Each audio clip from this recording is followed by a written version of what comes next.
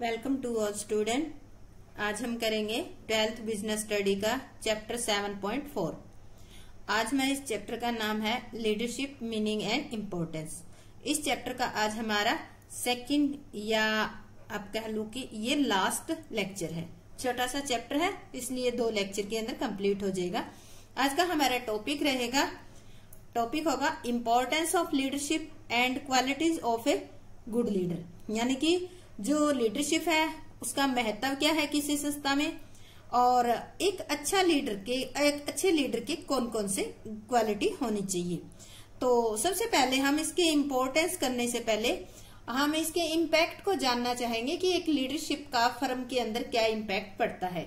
Impact of leadership on employees utilisation of capacity, यानी कि जो एम्प्लॉय अपनी कैपेसिटी यूटिलाइज करते हैं उन पर लीडरशिप का क्या इम्पैक्ट पड़ता है। तो एक चार्ट के द्वारा समझाने की कोशिश की गई है। देखो ये एक चार्ट बना हुआ है, इसमें दे रखा है नॉर्मल एक्सपेक्टेंसी, यानी कि जो अपनी इच्छा से अपनी कैपेसिटी यूज करते हैं कर्मचारी, वो कितनी होती है 60%। अब ये अपनी इच्छा से नॉर्मल किस किस कारण से यूज करता है। कोई भी एम्प्लॉय अपनी कैपेसिटी को सोशल प्रेशर होता है उसके ऊपर, उसकी जॉब से रिलेटेड कोई नीड हो सकती है, या फिर अथॉरिटी ऑफ सुपीरियर, यानी कि सुपीरियर के दबाव, या खुद अगर सुपीरियर है तो किसी भी तरीके का कोई जॉब का दबाव हो सकता है। उसकी वजह से कोई भी एम्प्लॉय है अपने 60% कैपेसिटी को यूज करता है। तो एक एम्प्लॉय की 100% कैपेसिटी में लेके चलते हैं, उसमें से अगर 60% ही खुद यूज करता है तो 40% कहाँ गई। 40% कैपेसिटी यूज करने के लिए क्या चाहिए, एम्प्लॉय को मोटिवेशन, यानी कि इंड्यूस बाय लीडरशिप। केवल अच्छे लीडरशिप के कारण या अच्छे नेतृत्व के कारण कोई भी एम्प्लॉय जो है अपनी जो बची हुई है बाकी 40% कैपेसिटी है उसको यूज कर सकता है। एक्सपेक्टेंसी थ्रू लीडरशिप, यानी कि ये 40% जो है एक अच्छे नेतृत्व के कारण यूज करवाई जा सकती है अपने एम्प्लॉय से। तो इसकी एक्सप्लेनेशन में हम पढ़ेंगे, कर्मचारी अपनी 60% क्षमता का प्रयोग तो बिना किसी अतिरिक्त प्रयत्न के ही करते हैं। यदि प्रबंधक अपनी नेतृत्व योग्यता का पूरा प्रयोग करते हुए अपने अधीनस्थों को मोटिवेट करे तो उनकी छुपी हुई क्षमता को भी काम में लाया जा सकता है। इस कथन के अनुसार ये कहा जा सकता है कि लीडरशिप नेतृत्व किसी व्यावसायिक संस्था की सफलता की कुंजी है। यानी कि अगर ऊपर वाले इस चार्ट को अगर हम देखते हैं और इस पोर्शन को, यानी कि 40% बहुत बड़ा अमाउंट होता है, ये कोई बहुत बड़ा रेशियो होता है, बहुत बड़ी परसेंटेज होती है। अगर इसको देखते हैं तो ये लगता है कि लीडरशिप जो है किसी भी फर्म की सक्सेस की मानी जाती है, क्योंकि 60% तो अपने आप कर लेते हैं, ये नॉर्मल होती है। और फर्म को अगर अपना उद्देश्य पूरा करना है तो उसके एम्प्लॉय को 100% कैपेसिटी यूज करनी चाहिए अपने काम करने की। तो वो 40% कौन करवा सकता है, केवल लीडरशिप के द्वारा। तो इतना ये देखने से हमें पता तो चल गया कि फर्म के अंदर लीडरशिप की कितनी जरूरत है या इसकी इम्पोर्टेंस कितनी है। तो अब हम करेंगे इसके इम्पोर्टेंस के बारे में। सबसे पहला हमारा आता है इम्पोर्टेंस ऑफ लीडरशिप या नेतृत्व का महत्व क्या है। पहला हमारा इम्पोर्टेंस है helps in influencing the behaviour of people, यानी कि लोगों के व्यवहार को प्रभावित करने में सहायक। अभी हम पढ़ते ही आए हैं कि लीडरशिप के द्वारा क्या किया जाता है, जो भी अधीनस्थ होते हैं, कर्मचारी होते हैं या जो फॉलोवर होते हैं, जो लीडर होता है वो उनके व्यवहार को प्रभावित कर देता है। एक प्रबंधक अपनी नेतृत्व योग्यता से अपने अधीनस्थों को इस तरह प्रभाव में ले लेता है कि वे अपनी पूरी ताकत का प्रयोग संगठन के उद्देश्य प्राप्त करने में लगाने लगती हैं। अच्छे नेता हमेशा फॉलोवर द्वारा बढ़िया परिणाम प्राप्त करते हैं।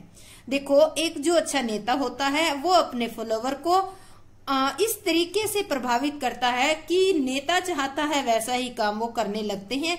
तो जो बढ़िया लीडरशिप का जिसमें क्वालिटी होती है प्रबंधक में, उसका परफॉर्मेंस फॉलोवर की हमेशा बढ़िया ही आती है। नेक्स्ट हमारा पॉइंट है helps follower in fulfilment their need. अनुयायियों मतलब फॉलोवर की आवश्यकताओं को पूरा करने में सहायक। अब बात आ जाती है फॉलोवर की क्या नीड होती है और उनको पूरा कौन करता है। एक नेता अपने फॉलोवर्स से व्यक्तिगत संबंध स्थापित करता है और उनकी आवश्यकताओं को पूरा करने का प्रयास करता रहता है। मानव समूह एक विशेष व्यक्ति यानी कि नेता का अनुसरण इसलिए करता है क्योंकि वह उन्हें सुरक्षा प्रदान करता है, उन्हें धन कमाने का अवसर भी देता है और इसी के परिणाम स्वरूप वे पूरी निष्ठा और उत्साह से कार्य करते हैं। यानी कि एक नेता जो है वो उनकी आवश्यकताओं को फुलफिलमेंट कैसे करता है, पहले तो वो क्या करता है, फॉलोवर के साथ व्यक्तिगत संबंध स्थापित करता है, फिर उनकी जो भी आवश्यकताएं होती है उनकी पूरे करने की कोशिश करता है। ऐसा जो व्यक्ति है या हम नेता कह सकते हैं, तो वो जो है अपने जितने भी अनुयायी हैं उनको सुरक्षा भी प्रदान करता है, उन्हें धन कमाने के अवसर भी देता है और अगर इतनी सारी सुविधाएं किसी फॉलोवर को मिलेगी अपने नेता से तो निश्चित ही है कि वो उस फर्म के अंदर पूरी निष्ठा और उत्साह से कार्य करेंगे। नेक्स्ट है helps in introducing required change, वांछित परिवर्तनों को लागू करने में सहायक। अभी आता है कि देखो फर्म जो है चलते चलते फर्म के अंदर क्या होता है, समय के अकॉर्डिंग परिवर्तन करने की जरूरत होती है और आपने पढ़ाई है पीछे की जो कर्मचारी होते हैं वो पुराने ढांचे को पसंद करते हैं और उसी में काम करना पसंद करते हैं, इसलिए विरोध करते हैं। तो अब देखो लीडरशिप का क्या रोल रहेगा। बदलते वातावरण का सामना करने के लिए फर्म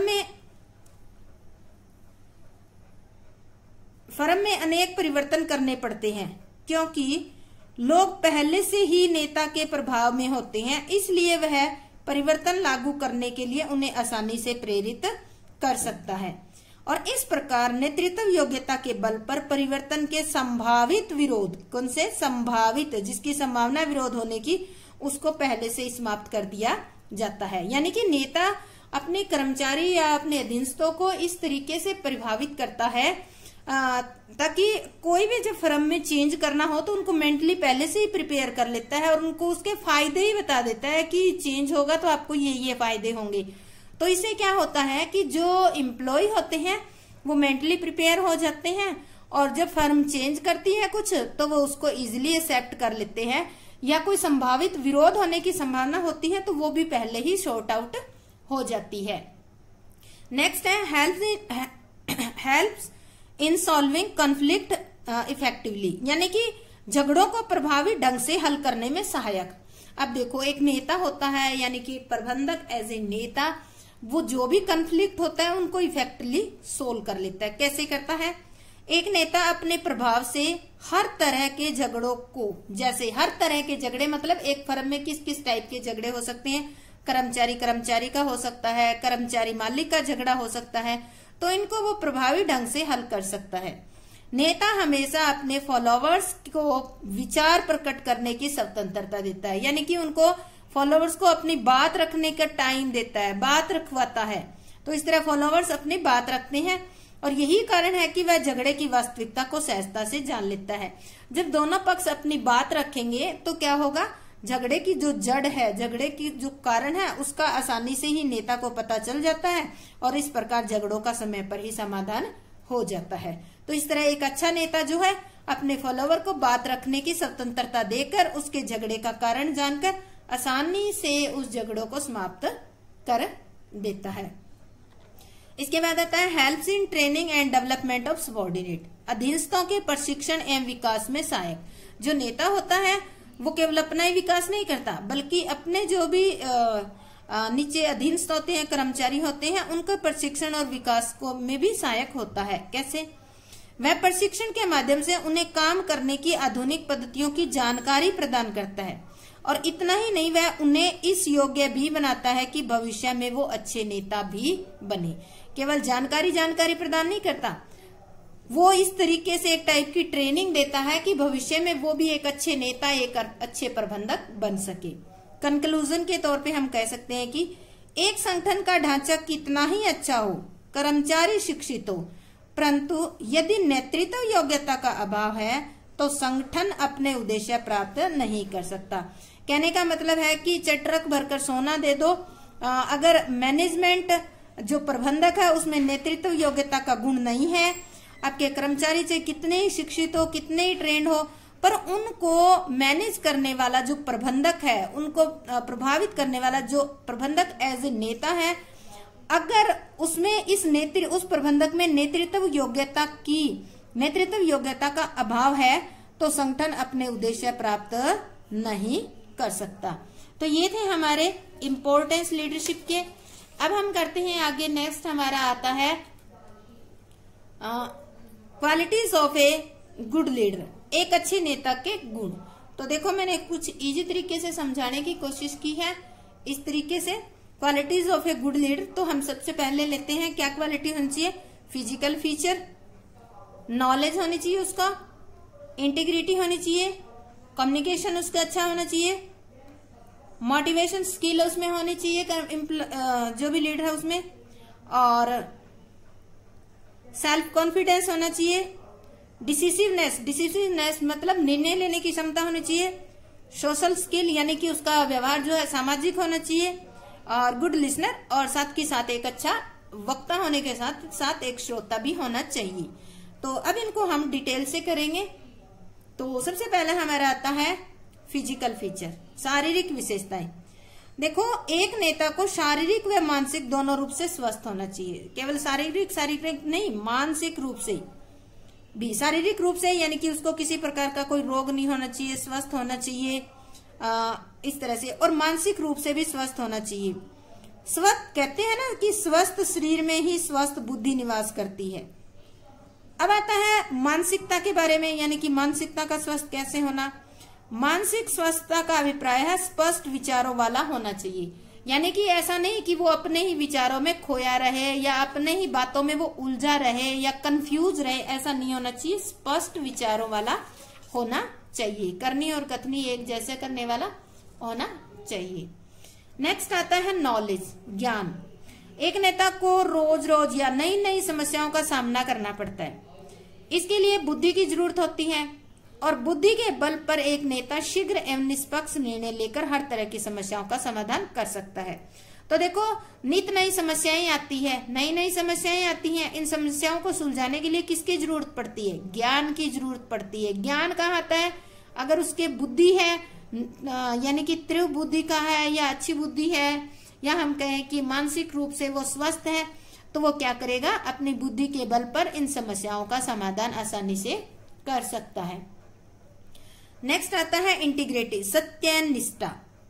सत्यनिष्ठा का अर्थ है नेता की कार्य प्रणाली का सद्भावना, सच्चाई, निष्कपटता तथा नैतिकता पर आधारित होना चाहिए, यानी कि उसकी कथनी और करनी एक जैसी होनी चाहिए, कहे कुछ करे कुछ, ऐसा नहीं होना चाहिए। इनिशिएटिव क्या होता है? पहल क्षमता। एक नेता में पहल क्षमता का गुण होना चाहिए। ऐसा नेता अवसरों का इंतजार नहीं करता बल्कि अवसर पैदा करता है। तो इसी कारण जो भी नेता है, लीडरशिप जो भी है, प्रबंधक है, उसमें पहल क्षमता का गुण होना चाहिए। जिसमें पहल क्षमता का गुण होता है वो नित नई नई इनोवेशन की तरफ खोज करता रहता है या लगा रहता है। इससे क्या होगा? वह अवसरों का इंतजार नहीं करेगा कि अवसर आएगा मैं मौके का फायदा उठाऊंगा, वो खुद ही अवसर पैदा कर देता है। तो इस तरह से पहल क्षमता होनी जरूरी है। कम्युनिकेशन स्किल मतलब संदेशवाहन कौशल।